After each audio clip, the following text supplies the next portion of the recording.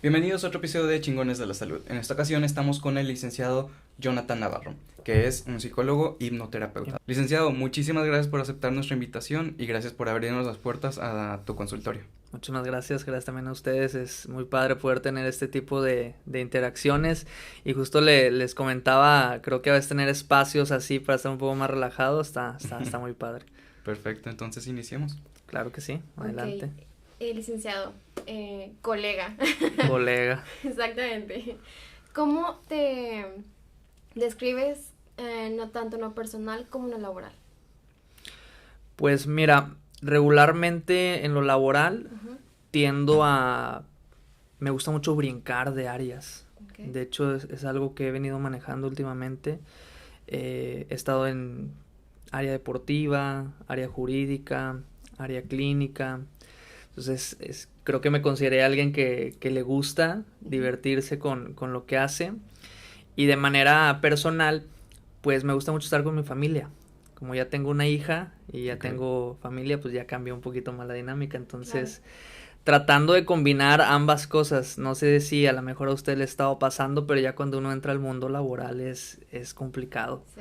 En las cuestiones de los tiempos y todo. Entonces, pues ahí andamos tratando de involucrar ambas partes. Perfecto. Y la verdad es que está muy padre porque, como usted dice, o sea, le encanta lo que hace y está involucrado en todas las áreas, que es lo más interesante. Sí, creo que la parte práctica es lo que más me ha ayudado. En algún momento platiqué con un amigo de la facultad y nos cuestionábamos acerca de, oye, ¿por qué salimos de la facultad y es como si fuéramos una matrícula más? Exacto. Decir, oye, yo soy 1424-201, por ejemplo, en mi caso. Sí, y ahora, ¿qué sigue? O sea, ¿qué va a pasar?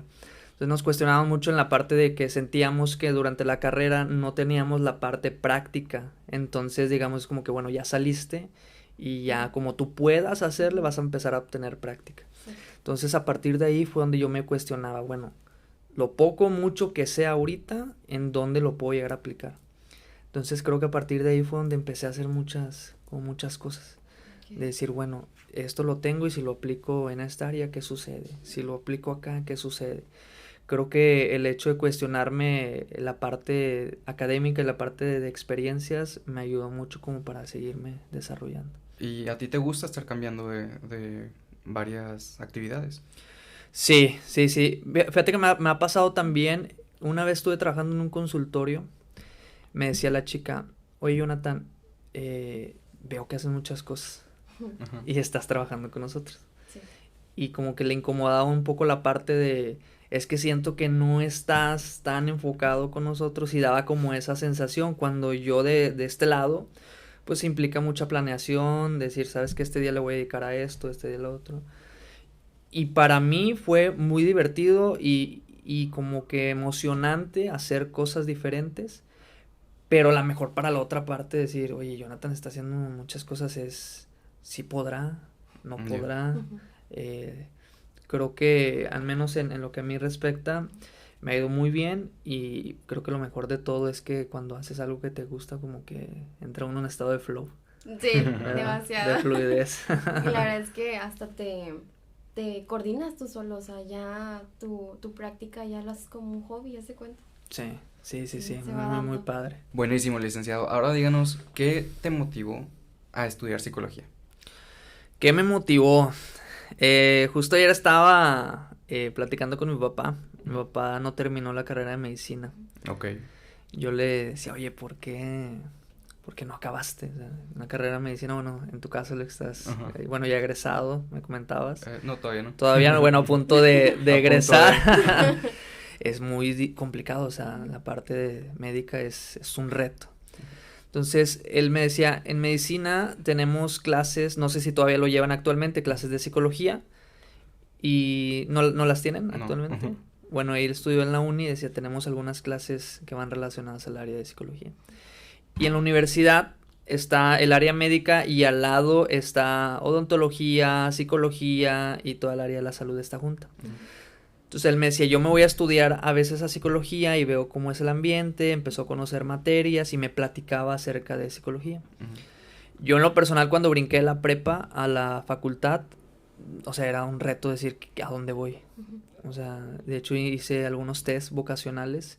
Me decían, Jonathan, eres muy bueno en matemáticas, creo que sería muy bueno darle del lado a la ingeniería. Ajá. Y yo, ingeniero, no me veo de ese lado. Entonces empecé a ver un poquito acerca del plan de estudio de psicología, pero, o sea, uno lo ve en el papel y no te imaginas qué pasa. Entonces, creo que en lo personal llegué al área de psicología por referencia de lo que me platicaba mi papá. Y a partir de ahí decidí como, bueno, vamos a ver qué tal. Y en los primeros semestres fue donde empecé a dar cuenta cómo era realmente. Okay. Entonces, digamos, cómo llegué a esa área, yo creo que agradezco a mi papá que me platicara sus experiencias previas para tener ahí algo de información. Okay. ¿Tus complicaciones durante tu carrera, cuáles fueron?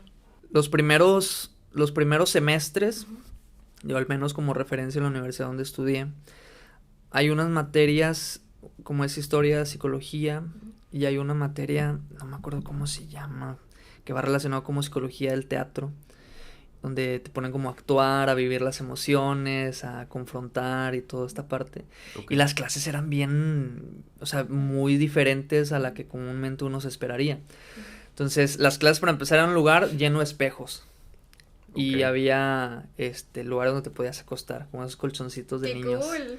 Sí, y luego nos ponían, por ejemplo, a vernos de frente a los ojos con alguien más, y luego tocarnos de las manos, y luego actuar, y luego escribir cómo te sentías en ese momento. Entonces, a lo mejor para alguien egresado, tener ese tipo de experiencias, bueno, es eso, pues es parte de, es como una manera de irte familiarizando con lo que vas a ir haciendo. Pero yo en aquel tiempo, por ejemplo, tenía 16 años y tener ese tipo de dinámicas que, o sea, rompen como la estructura de una clase tradicional, pues ya, ¿qué es esto? O sea, y yo me ponía muy nervioso.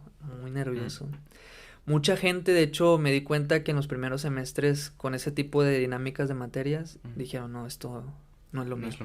Y se cambiaban. O sea, me tocó ver gente que se fue justo a medicina. Alguien dice, no es lo mío, es comunicación, se cambiaban. Entonces veía como cuando pasaban los semestres era una especie de filtro. Es decir, bueno, voy conociendo cada vez más hasta que ya llegas a un área. En el caso de nosotros en sexto decíamos que queríamos enfocar la psicología.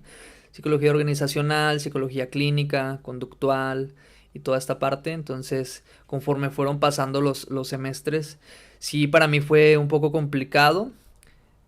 Porque no era tal cual así me lo platicaba mi papá, pero como que fui empapándome cada mes más, y hasta que uno dice, pues ya lo logré, pasado tanto tiempo y lo pude hacer. Y buenísimo. Sí. Y por ejemplo, cuando se miraban al espejo en esa dinámica, la verdad es que a mí me quedé muy, muy picada. Sí. Había interacción con tu yo, o sea, contigo mismo enfrente del espejo, y hacías como unas mímicas. Sí. Sí, ya me acordé, se llama psicodrama. Psicodrama. De hecho, ellos tenían un grupo, o creo que todavía lo tienen, en el cual a veces hacen exposiciones. Y yo recuerdo que decían, a ver, ahora vas a representar el enojo. Wow. Y no sé, era curioso porque decían, bueno, para empezar ni siquiera he tenido ¿Cómo experiencia. Sí, ¿qué es? O sea, todo este cuestionamiento, ¿no? De cómo representarlo y luego aparte pasar al frente, claro. Vivirlo, estar como en contacto constantemente con las emociones. Sí. Entonces sí fue complicado. Entonces es algo que comúnmente hacen ahí en la facultad. O sea, hay un grupo específico, pero también lo tienen como una materia. Entonces, creo que ayudó como una especie de filtro, porque si a lo mejor yo hubiera dicho, pues bueno, no me siento cómodo con esto, ahí lo hubiera dejado. Entonces, a pesar de que, bueno, sí, fue complicado, pero no fue incómodo, yo creo que eso fue lo que me permitió. Y creo que una de las cosas también que pasa con las personas de psicología es decir, bueno, me voy a deshacer de las matemáticas. Sí. Entonces pasa que en los primeros semestres también te das cuenta que necesitas llevar estadística y materias relacionadas a esa labor, a esa área. A mí me iba muy mal, la verdad. Soy súper honesta y me iba muy mal.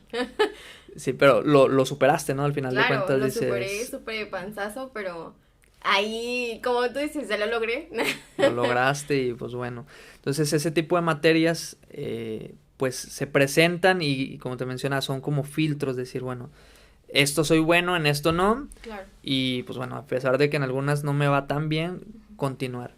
Hay algo que detecto, por ejemplo, yo te estoy dando clases en el Tec Milenio y me doy cuenta ahora de este lado que digo, a ver, yo batallé mucho tiempo en la carrera, o sea, para mí fue también un poco pesado, y no solamente en la parte académica, sino que en la parte personal yo viví un mal tiempo en ese momento.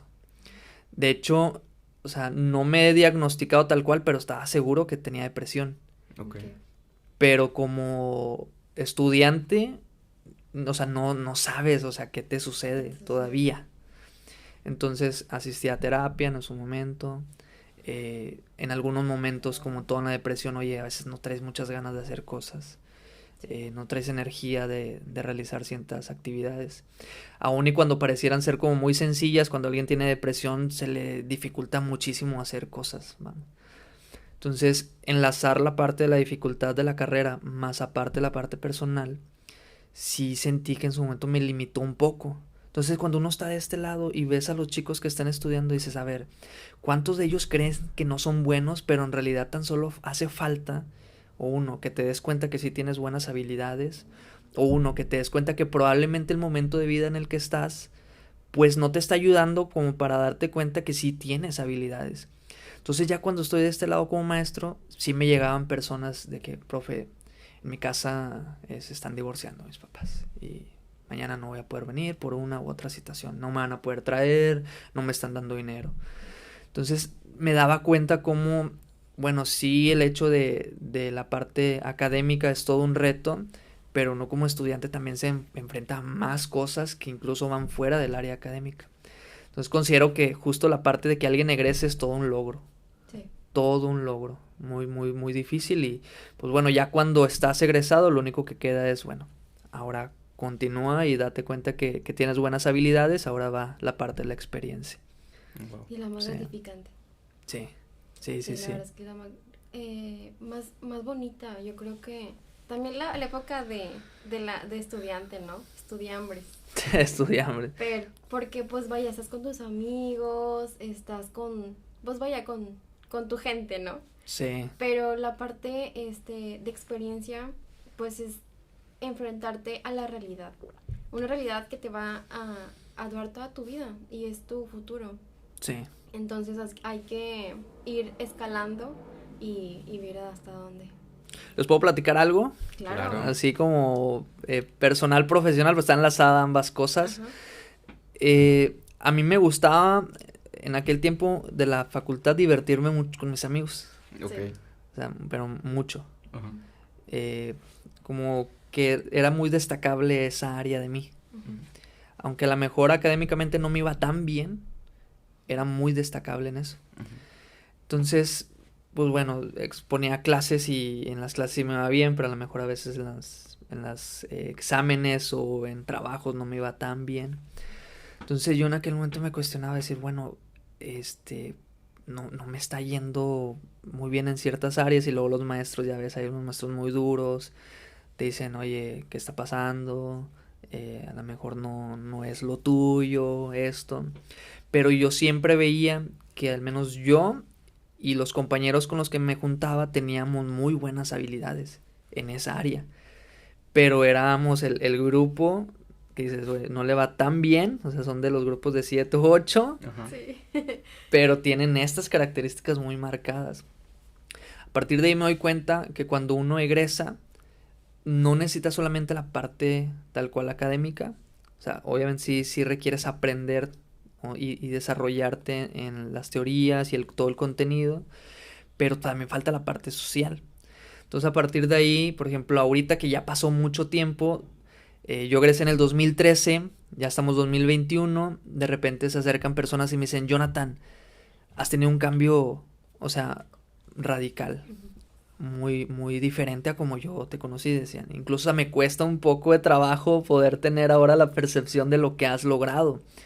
Entonces fue justamente donde ahí me di cuenta de cómo hay personas que durante la escuela se les etiqueta de cierta manera, pero ya egresas y no necesariamente tienes que tener esa etiqueta, Claro. ¿sabes?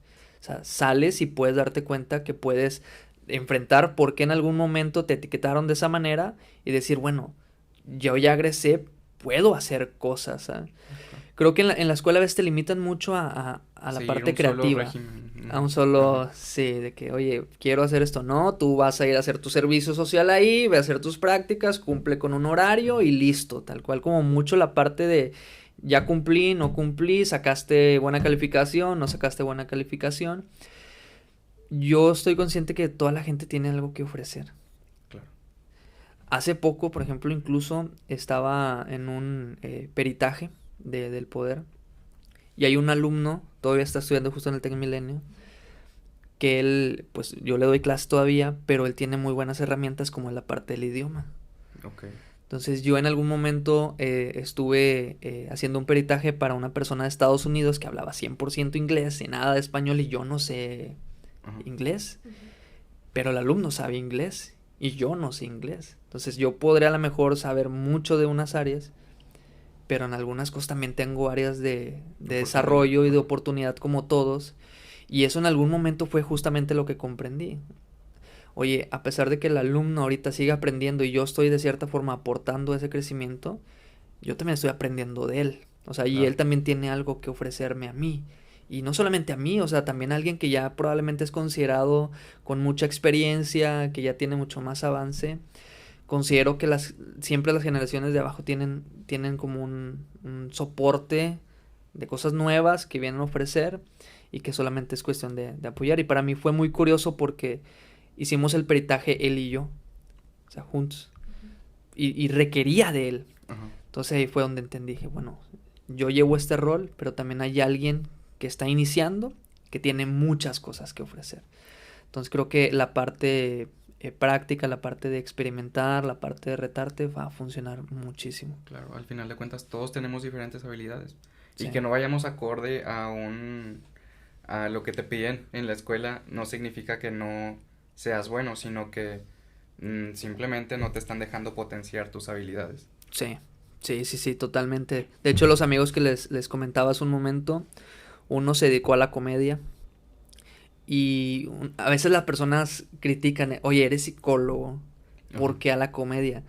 Te das cuenta que, o sea, tú puedes estudiar algo y lo puedes aplicar en donde tú decidas. Claro. Otro compañero se fue al área de ventas Ok. y la psicología la ocupas también en el área de Claro. ventas. Yo en mi caso me enfoqué un poco más a la parte clínica y me ha ido muy bien, entonces digo, oye, también tengo esta opción para poder desarrollarme. No solamente era Jonathan la versión anterior, Ajá. sino que Jonathan en sí siempre ha tenido algo que ofrecer, pero a lo mejor en su momento no se veía, ¿sabes? Hasta que ya egresaste y te das cuenta que tienes buenas Muchas habilidades. Entonces, sí sucede, en el caso de mis compañeros nos dábamos cuenta que teníamos buenas habilidades y las empezamos a enfocar y a todos les ha ido muy bien, a todos, Ok. muy bien les ha ido. Entonces, y creo que no solamente aplica en la parte de las carreras de psicología, sino que en general, no sé, por ejemplo, en tu caso, Alex, medicina, ahorita es también un reto, es decir, ¿dónde puedo acoplar? No solamente en un hospital, vamos, o sea, también hay muchos retos de la parte médica, es decir, esto es lo que la mayoría de la gente hace, pero yo detecto que también hay otras zonas o áreas donde puedo aplicarla, ¿no? Claro. ¿Hay Incluso- algún reto, por ejemplo, Alex, donde puedan en la parte médica aplicarla? Por ejemplo, en psicología, te mencionaba la comedia, ventas, la parte clínica, pero en medicina también creo es toda Sí, un no, área. claro, un médico puede hacer muchísimas cosas, desde investigación, desde estar en diferentes clínicas, no solamente como médico, sino como, por ejemplo, asesor de salud o cosas por el estilo. Y muchas otras cosas. Se pueden especializar en mercadotecnia, en administración, en finanzas, en todo lo que involucra el manejo de una clínica, no en la parte médica como tal, sino en todo lo que lo rodea. Y así hay bastantes ejemplos. Claro. Ujú. O sea, digamos que como que te dan un ideal de que en la carrera debes de hacer ciertas cosas. Sí. ¿Sabes? Médico, hospital, psicólogo, consulta, comunicación, televisión, o sea, como que hay ya Como una el perfil. estructura. Sí, no, en medicina se ve muy típicamente que después de ser médico pasas a ser especialista y después subespecialista. cuando por lo que he aprendido de estas entrevistas es que realmente muchos de los médicos generales que se van a diferentes ramas que no tengan que ver con una especialidad les va incluso mejor que los especialistas. Sí. Entonces hay un mundo lleno de oportunidades afuera. Sí. De hecho pasa, si me permiten agregar algo, pasa que en realidad todo el que egresa va hacia lo mismo que es pues generar un ingreso, ¿no? Claro. Entonces uno dice, bueno, el reto de salir es cómo voy a generar un ingreso, y en realidad hay muchas maneras de poder hacerlo, tanto como mencionaba Alex, puedo dedicar a lo mejor a una investigación, a lo mejor puedo dar consulta, a lo mejor puedo hacer algo que está como fuera de lo cotidiano, pero siempre y cuando como que hay un aporte a lo que estás haciendo es buenísimo, ¿no? De hecho, algo así salió en la idea de terapia en movimiento. Ok, O sea, hablando de hecho de ese ejemplo, que por cierto, gran currículum el licenciado. Gracias. Terapia en movimiento, para empezar, ¿qué es y cómo nació la idea? Sí, algo así, de repente, con esto que estamos platicando, decir, bueno, ¿de qué otra manera puedo hacerlo ya tradicional? Y no es como que invente algo nuevo, sino que cambio la forma. Y eso creo que es ahorita lo actual de las cosas que se están dando, que se pueden considerar como diferentes o creativas. Como ahorita ya hay tanta información y hay muchos avances, creo que de mi parte me di cuenta que no estoy inventando algo nuevo, pero sí estoy modificando la manera en cómo me acerco a la gente. Entonces un día pasa que me dicen, Jonathan, quiero una consulta a tal hora, agendo, no llega. Pero en la llamada era, o sea, me urge, o sea, si puedes, no sé, en media hora ya estoy ahí. Entonces en aquel tiempo dije, pues a lo mejor ahorita no puedo, pero te puedo andar más de ratito, te puedo andar mañana. Entonces agendo a una persona que refería una urgencia, no llega, y a partir de digo, ¿por qué no llegó? O sea, desde el punto A en el que la persona me habló hasta que llegó conmigo en punto B, o que supuestamente iba a llegar, no llega. ¿Qué hay en este espacio? O sea, ¿qué cosas hace una persona no llegar a consulta? Me cuestioné esa parte, me di cuenta que uno es, a lo mejor me arrepentí de tomar esta decisión, a lo mejor creo que no lo ocupo verdaderamente, a lo mejor la parte económica influye, la distancia, a lo mejor tu familia te dijo, ¿para qué vas?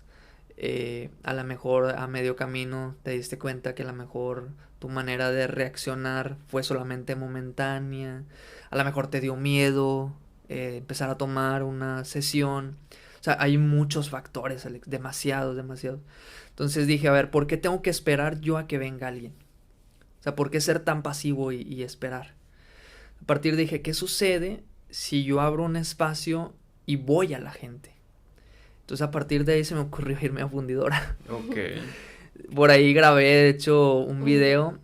Me fui a Fundidora. O sea, dije, 2 sillas. Dije, que tengo 2 sillas, vámonos. Y en aquel tiempo una alumna me había dado un cartelón de una exposición que había dado. Y dije, pues tengo este cartelón con los recursos que tengo. Lo volteé y escribí, escucho tu historia gratuitamente. Lo pegué y luego las personas que pasaban sí me veían como que, ¿qué es eso? Nada más falta uno. O sea, falta uno que abra la pauta. Llega una persona, me pregunta de qué se trata. Le digo, esto es totalmente gratuito. Esto es un espacio en el cual tú puedes decirme lo que tú decidas. Y yo voy a tratar de apoyarte en lo que pueda justo en el momento que estés aquí. Pareciera que es como una terapia en sí. No es una terapia tal cual, sino que es una manera de darte a entender que hay necesidad. Y como hay necesidad, ¿qué pasa si cambio el rol? Sino que yo voy a ti y no espero a que tú vengas a mi consultorio. Cuando me doy cuenta de eso, Alex, es cuando dije, a ver, ¿y qué pasa si yo voy a una empresa? ¿Qué pasa si yo voy a una escuela? ¿Qué pasa incluso si yo voy a una terapia a domicilio con alguien que lo requiere? Cuando hago esto, justo en ese momento había un premio del INJUVE que decían, muestra tu idea joven, se llamaba. Entonces lo meto. Me citan, les platico, un día me acompañan, lo hago y luego ya lo hago como muy formal, aterrizado, decir, bueno, esto es como una manera de concientizar de que la gente lo requiere, apóyame en lo que tú puedas en el proyecto. Total, me metieron en el proyecto y en aquel momento el premio era una asociación civil, concursé con más personas. Entonces me lo otorgan y justo con la AC, que estoy también trabajando en ella, la idea es adaptarnos a las necesidades de la gente. No con un tema específico, pero sí adaptarme con el simple hecho de brindar un espacio de escucha. Solamente con eso. De verdad es impresionante porque nos damos cuenta que, bueno, en la teoría te dice necesita venir el paciente, sentarse, una estructura muy formal, pero esas, o sea, vamos, debátela. Entonces yo fui y con todo el nervio que da hacer nuevas cosas, sentirme observado, una persona que puede ser de cualquier tipo de características, que se siente y que me platique algo, que tenga la confianza de hacerlo. A partir de ahí me di cuenta, oye, ¿cuántas gentes de las que vemos afuera aparentemente está bien y en realidad de manera interna hay un caos en su cabeza? Bueno, justo con eso me di cuenta. Entonces a partir de ahí me empiezo a acercar a empresas a decirle, oye, tus empleados pueden recibir el beneficio de tener atención psicológica, incluso adaptarme a sus horarios, a su espacio de trabajo. Incluso en algún momento algunas empresas de transporte le decía, oye, los que están manejando un camión, incluso podemos hacer videollamadas o llamadas en los momentos en los que ellos descansan mientras están en la carretera, mientras extrañan a su familia o están teniendo crisis porque hay algún problema. O sea, todo esto en algún momento se los ofrecí. Me aceptaban, pero no era remunerado. Okay. O sea, me decían, sí, vente, vamos a ver qué tal. Pasa el tiempo y ahora sale lo de la norma 035. La norma 035 es que la empresa está al pendiente de los riesgos psicosociales de los empleados. Okay. Entonces, digamos que ya hay como una norma o un espacio jurídico legal, ya lo tienes que hacer. Y cuando yo estaba en ese momento era opcional, era tú si empresa estás preocupado o deseas como llevar a cabo un plan, lo adaptaban. Uh-huh. Pero ahora no. Entonces creo que en lo personal, eso ya fue como una satisfacción personal, decir, bueno, tuve un poco la visión de darme cuenta antes de que esto se necesitaba, y además de eso, debatí la idea y me fui a las calles. Yo estoy enamorado de las calles, Alex, me gusta. De hecho, es un proyecto que quiero retomar. Ahorita por contingencia es un poco complicado, pero quiero seguirle dando forma a eso. O sea, incluso hay alumnos que me han dicho, profe, está súper buena la idea, yo me apunto a hacer una especie de brigada y repartirnos por la ciudad y tener módulos, o sea, y que la gente sepa que ahí está. Entonces justo esta parte de hacer como lo diferente, y no a lo diferente como muy radical de que está haciendo algo nuevo, sino que decir, se está saliendo de la estructura con la finalidad de ayudar. Por ejemplo, de hecho se me hace muy muy buena idea, y más ahorita que la gente ya está saliendo de sus casas. Sí. Con la pandemia, pues ha llegado la gente a tener demasiadas crisis con sus familiares, con sus perritos que los golpean. Han habido demasiados casos. Le comento eso porque también nos han llegado a nosotros. Yo trabajo para la Secretaría de Educación y nos llegan todos los casos de nivel nacional. Entonces se me hace demasiada importancia eso, a darle la solución, y más que la gente ya está saliendo y que está en las calles. Y la verdad es que, licenciado, proyecto súper innovador y muy de alta, impacto. De 100. Sí, voy a tener que buscar la manera en cómo voy a irlo adaptando todavía. Okay. Mi idea de esto es como el servicio tiene que ser 100% gratuito, ocuparía recursos externos. Entonces en algún momento ya como buscaría acercarme a las empresas o organizaciones que puedan brindar apoyo, ¿no? O inclusive el mismo gobierno. El mismo gobierno, exactamente. Y pues ahí he estado. Me gusta la parte de ver qué hago de diferente. Innovador. 100%. Sí, y todo para el beneficio de la sociedad. Que totalmente. Es lo importante. Sí, que totalmente. Hay que empezar primero aquí en México para poder ya expandirlo. De hecho, fíjate, platicando antes de, oye, ¿qué hemos venido haciendo de su parte y de mi parte? Esto me abrió una puerta, gané un premio, y luego ese premio hace que yo me contacte con empresas.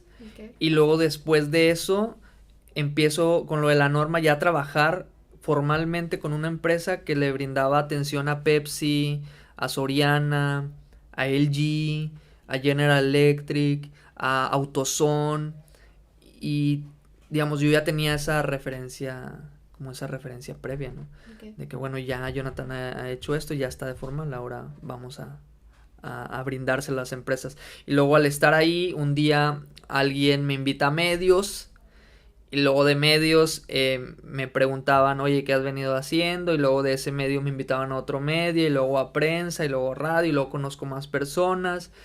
Y justo es la parte de ver dónde inicié, dónde empecé. Yo en aquel momento decía, mis amigos me van a ayudar todos, ¿no? Son mis amigos, ¿no? Uh-huh. Pero luego te das cuenta que no, cada quien tiene su ritmo, su rumbo, sus ideas. Y me di cuenta que estaba solo, Alex. Me di cuenta, decía, a ver, yo me tengo que morir con mis ideas. Si voy a ir allá a escuchar a la gente, en realidad voy a ir yo solo.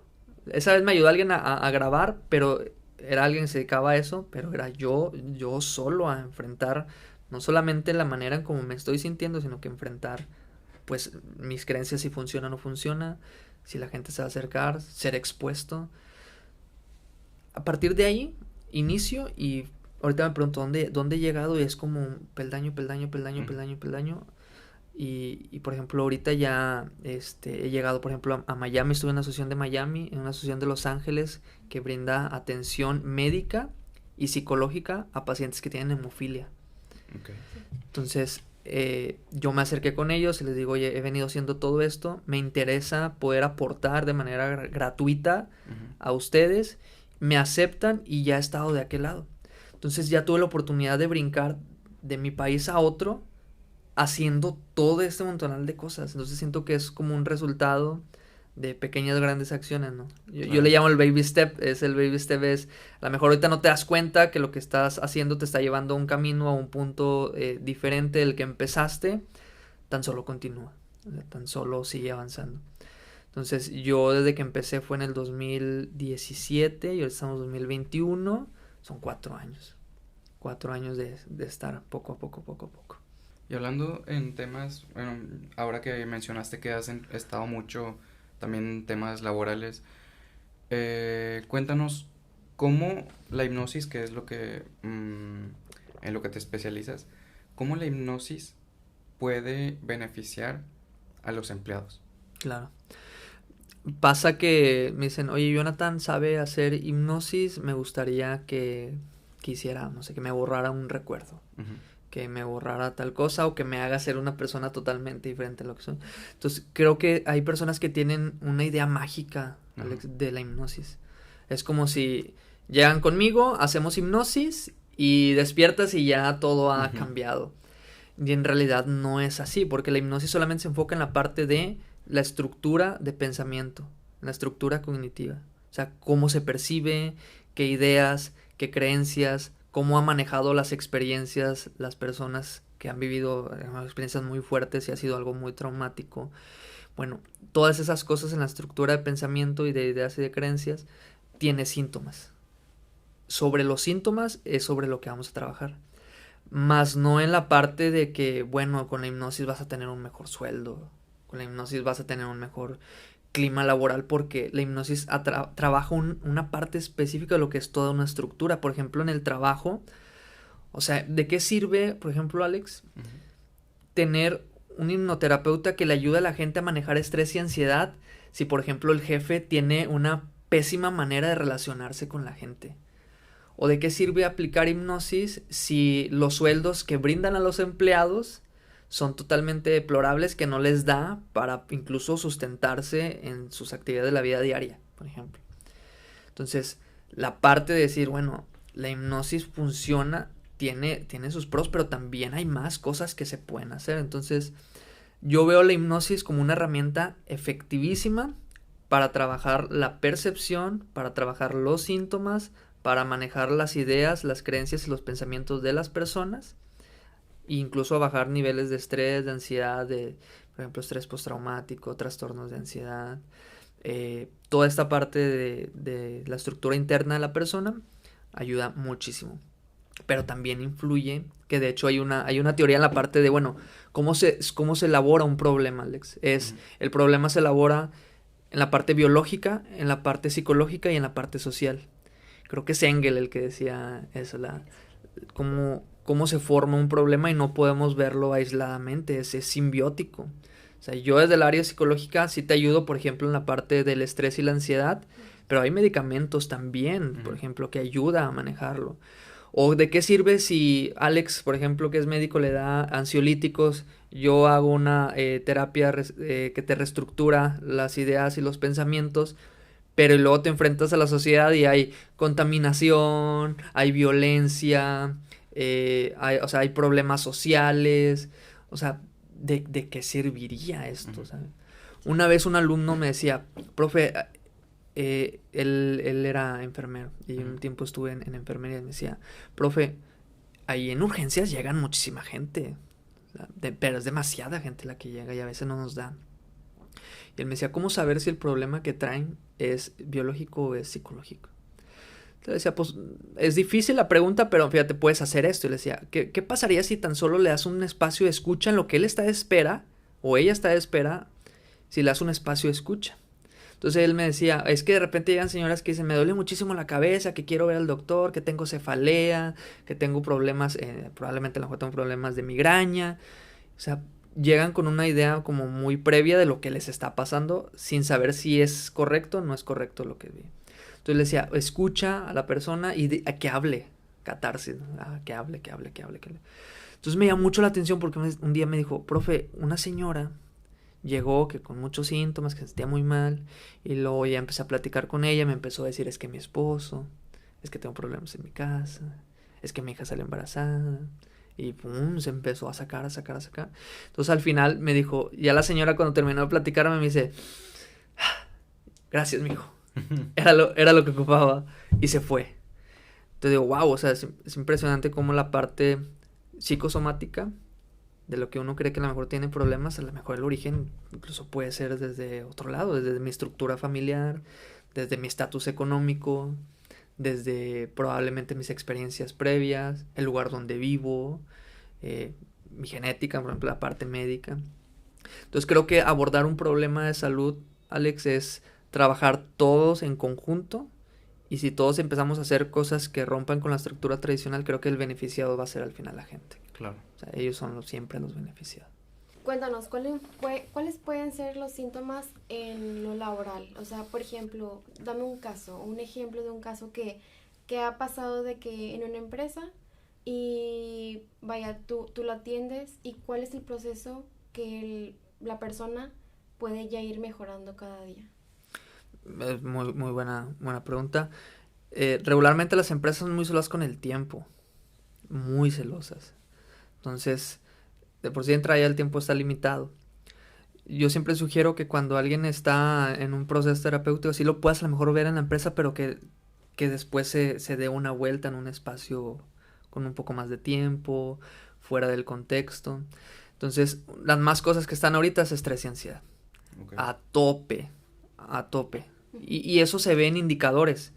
Ese es un reto en el área en el que estoy, el decir a empresa, oye, yo soy psicólogo. Y muchas veces ven a la psicología como un gasto, más no como una inversión. El reto es cómo hacerle para que la psicología en una empresa sea redituable para ellos. O sea, es que así es, las empresas buscan tener menos gastos, ahorrar costos, tener inversión que después me sea redituable. Entonces, yo lo veo como esto no es de manera directa, no es como que ayudo al empleado, el empleado te va a dar a ganar más, sino lo veo como que te va a llevar a perder menos, ¿sí?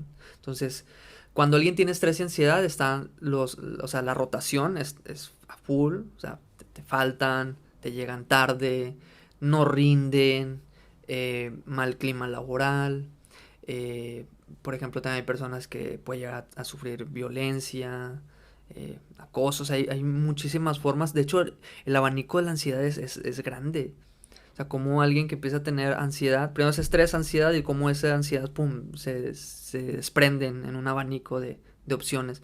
Entonces, la ansiedad, justo estaba viendo cómo en la Organización Mundial de la Salud, la ansiedad y el estrés son de los problemas más presentes en la empresa.